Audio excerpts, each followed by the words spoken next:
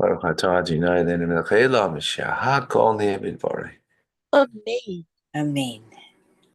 חיים וחיים וברכה.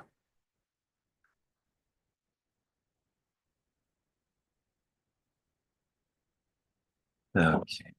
Good tavach, Shavua Tov, a good week to everybody, and welcome.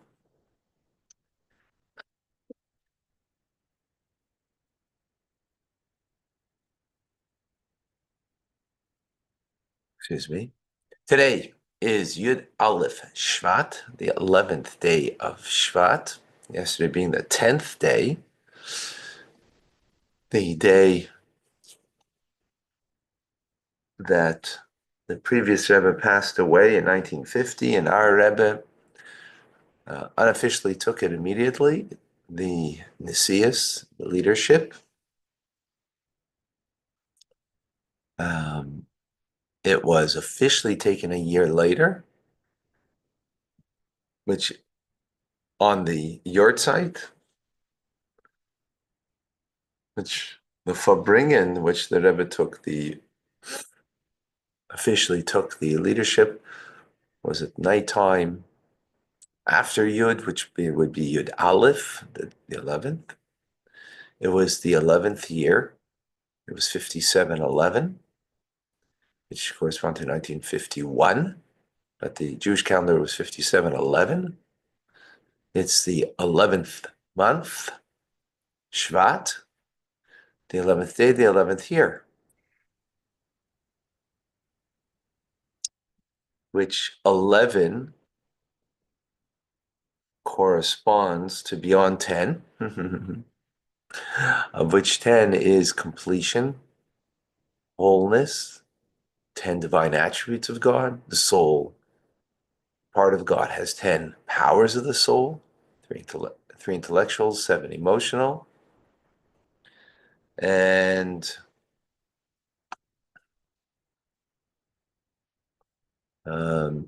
so 11 sometimes can represent a negative force, and it's a force beyond. Also, it's a force beyond, either in a negative sense it could be, or in a positive sense. Well, here it's of course in a positive sense.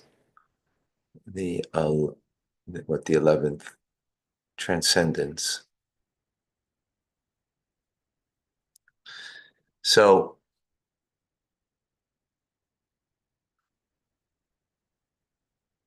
share a thought on this auspicious day. Hi.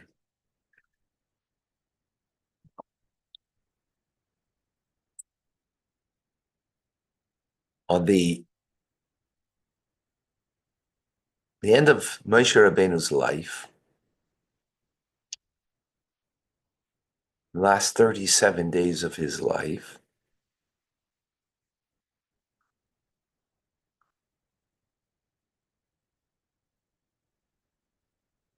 the last 37 days of his life is Rosh Chodesh Shvat, or the 11th of Shvat. Rosh Chodesh is the first day. We don't call it the first day of the month, right? We call it Rosh, head of the month. Very precise, because the head, just like in the person, the head encompasses the entire body. So likewise, the beginning of the month, the first day of the month, Rosh Chodesh, encompasses, incorporates in it the entire month. So when Moshe Rabbeinu, was on the 37 days before he passed away,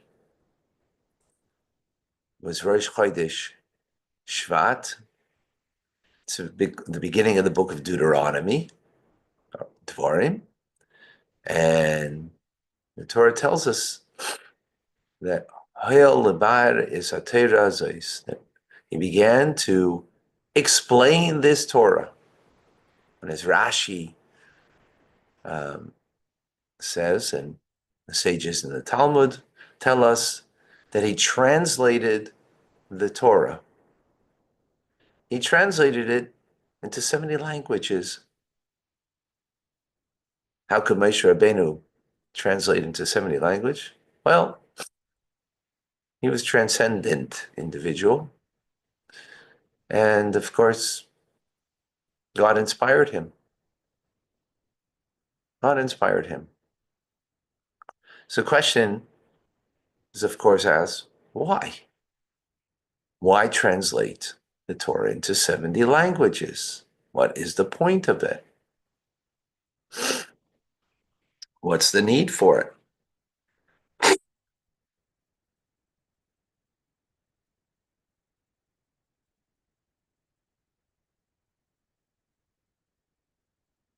So one of the commentators, I mean, this is something that commentators ask a question on, says, well, the mixed multitude came,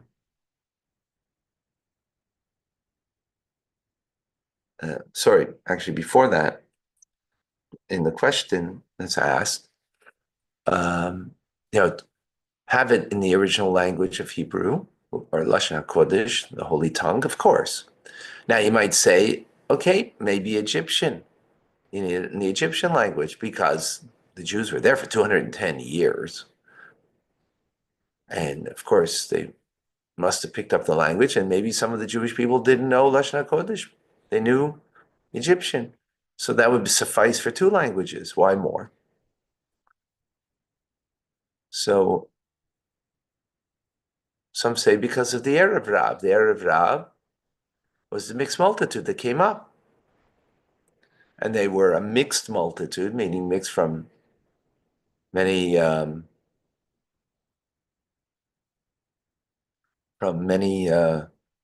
different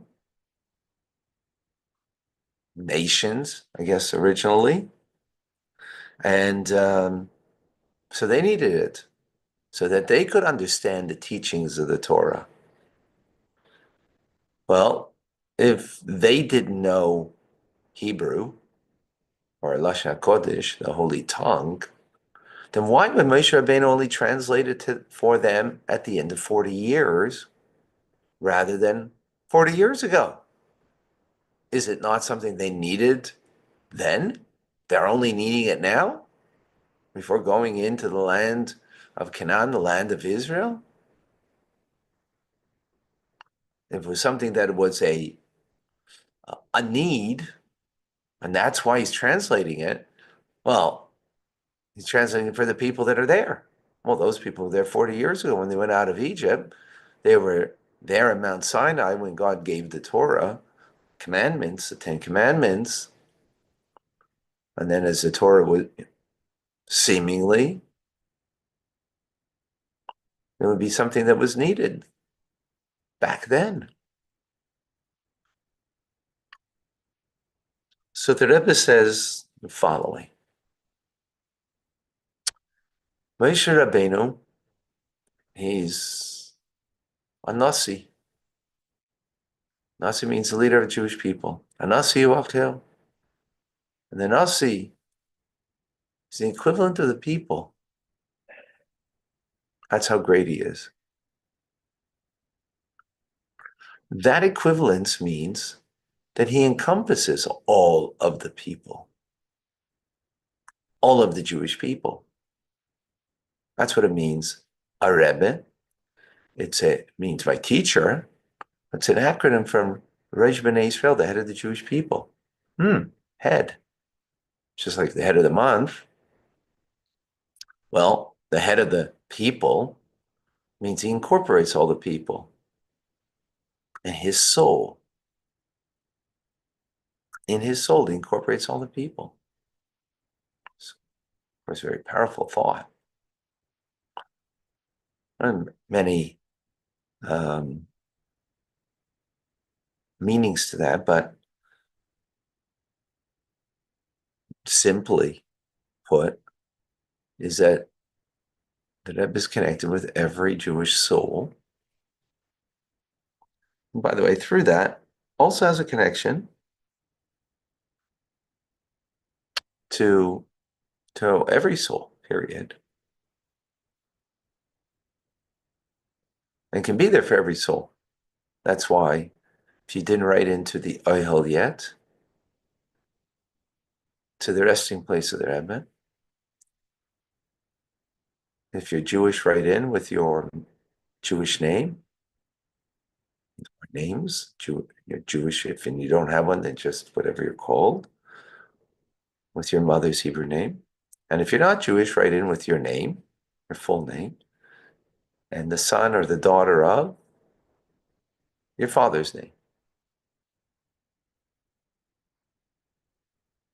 Okay? To get a blessing, to ask for a blessing, because it's a source of blessing for everyone. And then you can email it to Rebbe, R-E-B-B-E, at ohelchabad.org. Or if you email it, you can go online to ohelchabad.org. Ohel's O-H-E-L, Chabad, CHABAD.org. Anyway,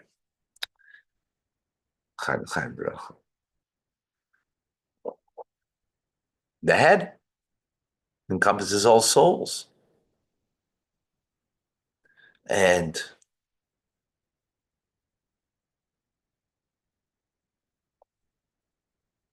but not just is he a leader, for the current generation, but he's a leader in a manner that he takes care of all future generations. Actually, even the past generations, uplifting, and the future generations. Let me explain what that means. Think about yourself. You're a leader of who? First and foremost, we have to be a leader over ourselves, right? We have to be a leader, and that I lead with my rosh, with my head, right? Mind over the heart, where the divine soul is in the mind, that it is what leads us, as opposed to our animal soul in the left ventricle of our heart. So, first and foremost, we're leaders over ourselves. But some of us might be leaders over a family. Some of us might be leaders over a community. Some might be leaders over a city, a state, a nation.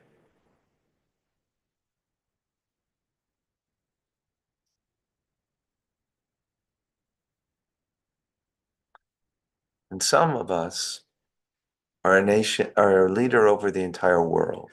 That's our Rebbe. He's there to teach, to inspire, to lead the entire Jewish world and beyond, ultimately, the entire world.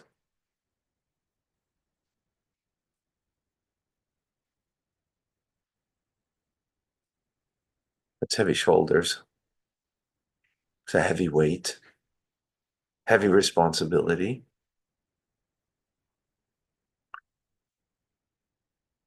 But that's the Rebbe. I've told the story before. Well, but I'll tell the story again. Our oldest daughter, Chani, with her husband, Rabbi Yochanan Tenenbaum, shluchim in Napa Valley, California. I don't know, maybe a dozen years ago, they were invited to a speaker that was coming from Israel to speak in the Reform Temple in their auditorium, social hall, to come speak. Was a member of the Knesset at the time. I don't recall his name, but he was Druze, not Jew, not Jews, Druze, right? Druze are a unique kind of people that live in Israel. Um, in any case, they're not Jewish. So when my son and my wife couldn't go, my son-in-law was there, and before the speak, there was a little um, pre-speak gathering, and this Druze sees my son-in-law, and he says, "Are you Chabad?" He says, "Yes, yeah, yes." So, I love Chabad. Oh, okay. All right. Like he was being shown around by the president of the congregation. He didn't particularly appreciate that comment, so he kind of like moved him along. Um, After all, they were bringing him as a speaker. What do you mean? And you don't love us, the reform? He didn't make that comment, it seems. Anyways, he's going around showing him to other people and meet and greet. Um, and then kind of makes, I guess, full circle, and he sees him again. He says, and he says now in a very loud voice, "I love Chabad." And he stops and thinks for himself, you know what? I'm going to even mention that when I speak. Yeah, the reform president is not overly pleased, shall we say. I mean, he gets up and speaks. I'm sure he says, you heard the statement that I said, I love Chabad. Well, let me explain to you. It was a leader of a Druze community. And several years ago, he got a phone call from a rabbi who was calling on behalf of the Lubavitcher Rebbe in Brooklyn, New York, who I really didn't know of at that time. And he says, the Rebbe would like to know what your community needs. What are they lacking? Do they need medical supplies? Do they need, other stuff that they might be lacking? So he said, sir, you know, I'm such and such, again, I forget his name. I don't, I'm not a leader. I'm a leader of a Druze community, not a Jews community, a Jewish community. I think you've got the wrong number. He says, no, no, no, no. We know who we're calling and we're reaching out to. We know exactly. He says, please, let us know what we can help your community with. He says, and now you know why I love Chabad. I learned more about them afterwards, but here is a rabbi in Brooklyn, New York, on the other side of the world. And he's not just concerned for his own community. He's not just concerned for the Jewish community beyond and in Israel. He's concerned and reaching out to non-Jews, Druze in Israel. That's a leader. That's what Moshe Rabbeinu was doing. Moshe Rabbeinu was not thinking about his community now.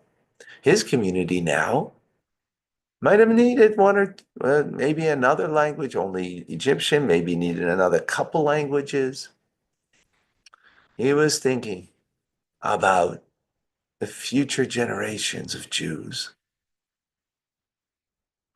that maybe they will be, run off, leave the path. They would leave the path of Judaism. But after all, a Jew is a Jew and they have a Jewish soul, and therefore they will want to come back home. But they won't know the language. And therefore they're not going to be comfortable in the teachings. They will feel alienated. They will feel lost and not welcome. So today, on Rosh Chodesh, Shvat, Moshe Rabbeinu translates not for what's needed today, but what will be needed in the future, to make sure that any Jew that falls off and strays from the path.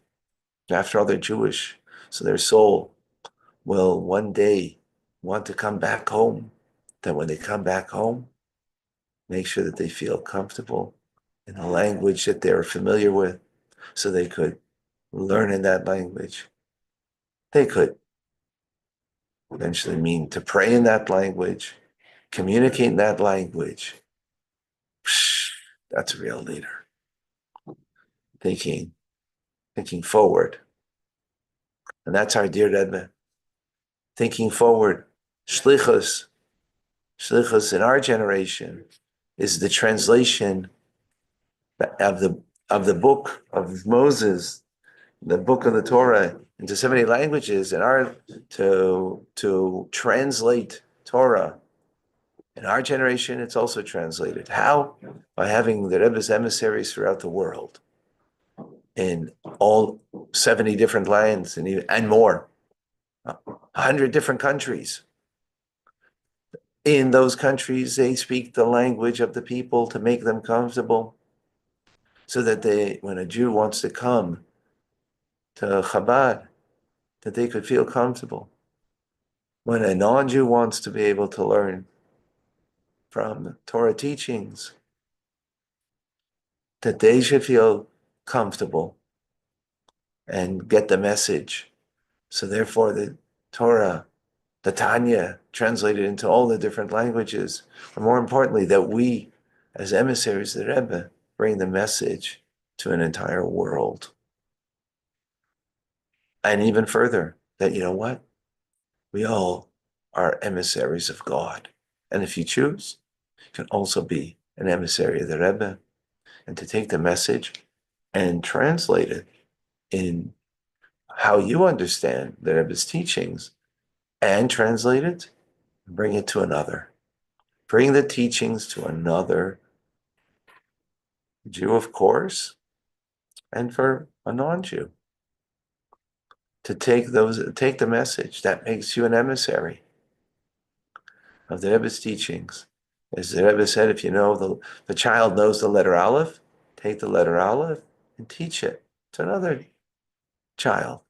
Don't wait till you know base, that you know the second letter. You only know one letter. So a Jewish child should be raised in a way that they take the letter of Aleph and share with another Jewish child, because they need to know the letter Aleph. Someone who's not Jewish doesn't need to know the Hebrew, but the Jew needs to know it, even though it's translated into another language. But of course,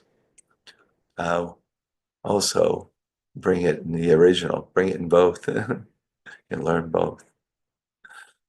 That's our leader. That's what today is. Everybody's deputized, empowered to be an emissary of the Rebbe, if you so choose.